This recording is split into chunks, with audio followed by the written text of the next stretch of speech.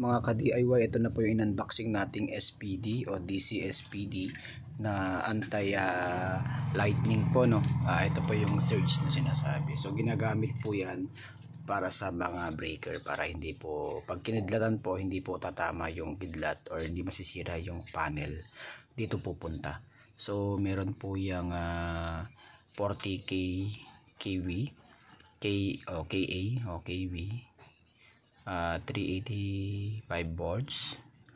So yan yung mga specs niya mga ka-DIY. So pansin nyo mga ka-DIY, wala pa tayong ground kasi di pa po tayo nakalagay po ng grounding, no. So magga-ground na lang po tayo dyan, lalagyan natin dyan dito yung grounding, ipapalok po natin dun sa lupa, no. So yan muna mga ka-DIY, pero i-upgrade pa kasi natin itong setup natin mga ka-DIY. So sa mga ka-DIY, sa mga gustong mag check out nito, click the yellow basket below. Legit na legit dito sa seller na to mga ka-DIY. Ako na nagsasabi, legit na legit. Thank you for watching mga ka-DIY. Bye bye.